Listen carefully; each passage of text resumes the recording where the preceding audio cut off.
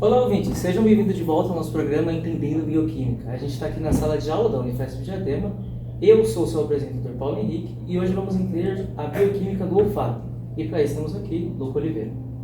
Olá Paulo, olá ouvintes, é um prazer estar aqui compartilhando sobre esse sentido tão essencial para a gente e que não é muito conhecido por muitos. Luca, muitos de nós sabemos que o olfato é o sentido que nos permite sentir cheiros, mas o que acontece a nível bioquímico quando sentimos o aroma? Olha, é uma ótima pergunta. Para responder eu vou começar com uma analogia. Imagina que o nosso epitélio olfativo, que está dentro do nariz, é uma biblioteca cheia de livros especiais. E esses livros, na verdade, são proteínas receptoras olfativas. Essas proteínas fazem parte de uma grande família que se chama receptores olfativos.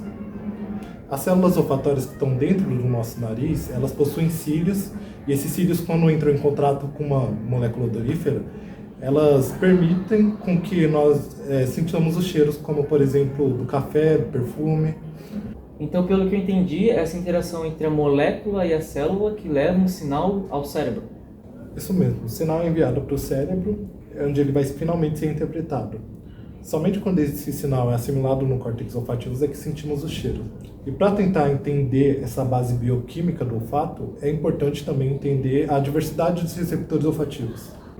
Então, cada uma dessas proteínas receptoras olfativas, como você diz, livros, seriam únicos? Exatamente. Cada receptor tem uma estrutura única que funciona como uma fechadura molecular, que só se abre com uma chave específica, que é a molécula odorífera. Somente quando essa chave encaixa nessa fechadura é que se inicia uma cascata de reações bioquímicas.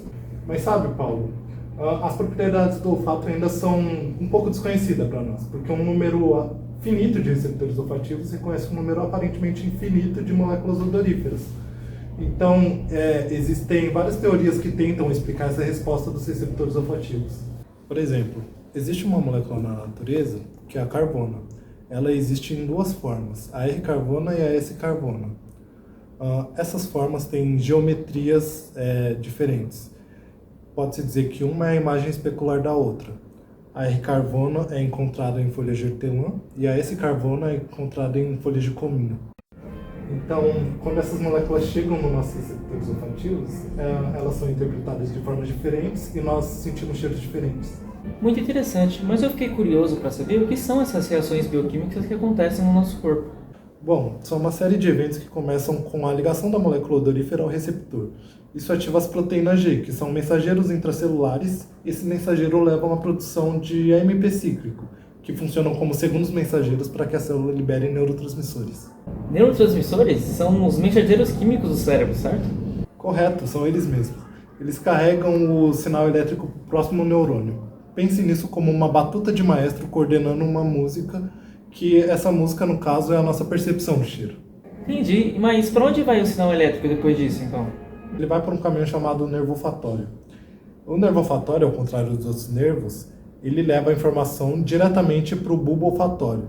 E esse bulbo olfatório é como a central de processamento olfativo no cérebro. E o que acontece no bulbo olfatório?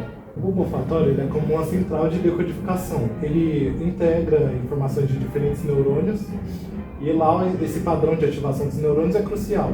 É como se cada neurônio votasse a favor de um odor específico.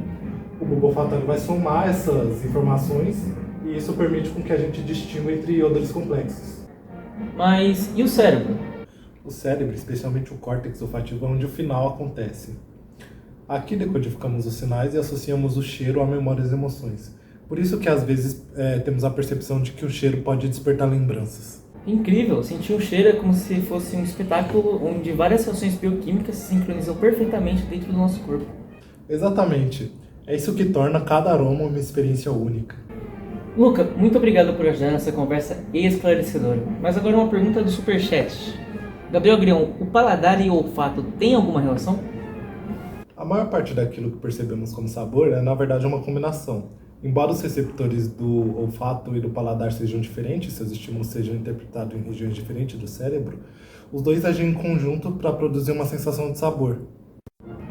O sentido do olfato ele funciona de forma autônoma em conjunto com o sentido do paladar. Então, por exemplo, se o nosso olfato é eliminado durante um resfriado, a gente não vai experienciar o sabor de maneira tão intensa quanto a gente experienciaria esse sabor com os dois funcionando em conjunto, sabe? Sei. Muito obrigado pela resposta. E você, ouvinte, espero que tenha gostado de aprender sobre bioquímica do olfato. Até a próxima.